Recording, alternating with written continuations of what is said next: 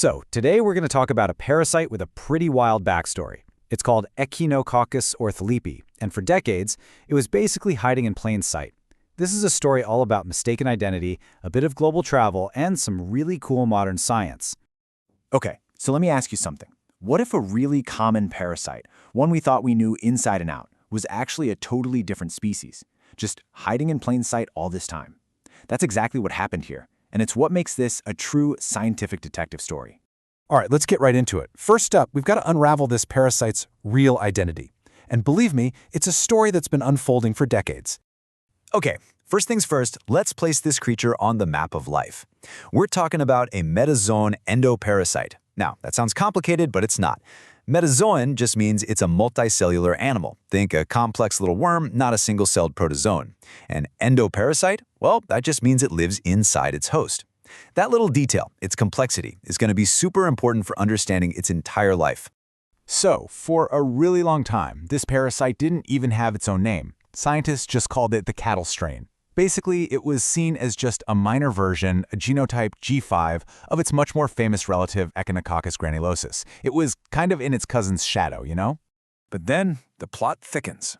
Thanks to some brand new evidence, this little organism got a serious promotion. It went from being just a simple strain to getting recognized as its own full-blown species. It finally got its own name, Echinococcus orthleppi. So you're probably asking, how did they figure this out?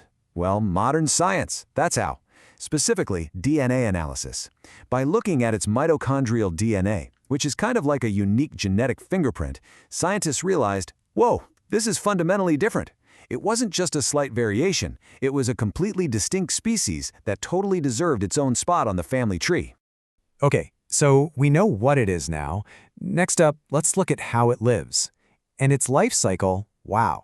It's like this incredible biological relay race that happens between predators and their prey. So, it all starts with what we call the definitive host. In this case, that's usually a dog. A dog eats the infected organs of another animal, and inside that dog's intestine, the parasite grows into this tiny little adult tapeworm. We're talking only 3 to 7 millimeters long. And this is the crucial part. That's where it reproduces. Okay, get this. From that tiny adult, thousands upon thousands of microscopic eggs are released into the dog's feces. These eggs then get out into the environment, on grass, in the soil, in water, and they just wait. They wait for the next player in this game to come along, the intermediate host. And for Echinococcus orthleppi, that's almost always cattle. And here's where we come in. Humans can accidentally become part of this cycle. If we ingest those microscopic eggs, we become an accidental host. Now, for the parasite, it's a dead end, right? The cycle stops with us. But for the person who's infected, well, that's when the real problems can begin. So how far has this little traveler gone? Let's take a look at its global map. That simple life cycle we just talked about has let it spread all over the world.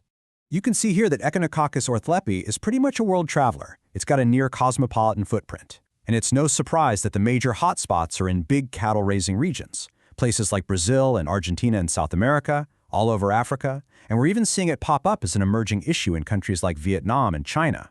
But let's zoom in on one specific place, say the Netherlands. For a long time, the official thinking has been that human cases there are an import ziekte, an imported disease, meaning the people who get sick have almost always picked it up while traveling or have moved from a country where the parasite is way more common. Aha! But here is the twist in the story. Researchers have actually found the parasite in local Dutch cattle, and that changes things. It means all the pieces for a local transmission cycle are right there. Even if homegrown human cases are super rare, the potential is there. So what does it actually mean when a human becomes an accidental host? What happens inside the body? Let's get into it.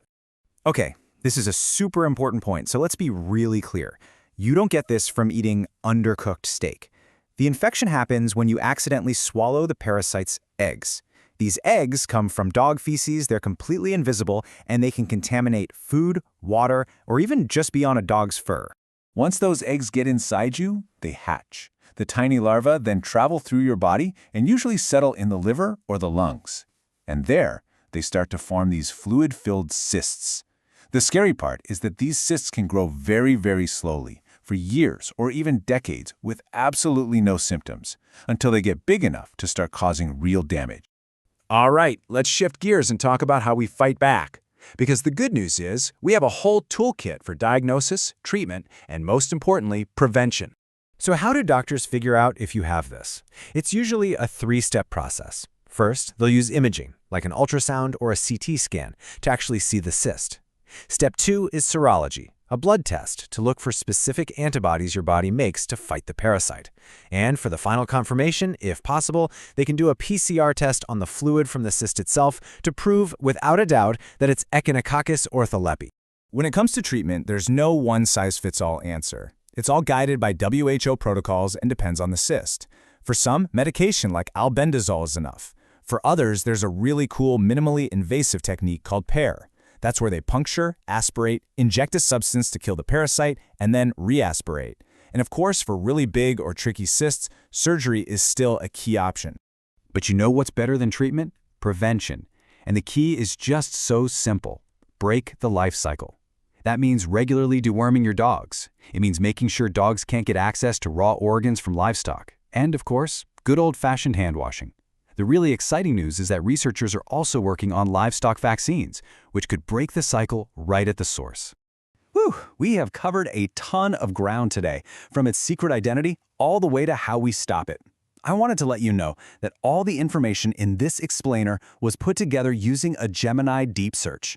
And if you're a science nerd like me and want to see the original studies, you can find a whole detailed list of sources in the Notebook LM document we've linked for you.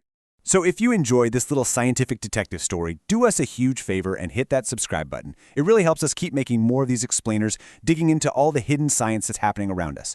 And hey, drop a comment below. We'd love to hear what you think. So we'll leave you with one last thing to think about. The story of Echinococcus orthleppi is just such a perfect example of how science is never really done. Our understanding is always changing. And it really makes you wonder, doesn't it? In a world that's more connected than ever before, what other hidden pathogens might just be waiting to step out of the shadows?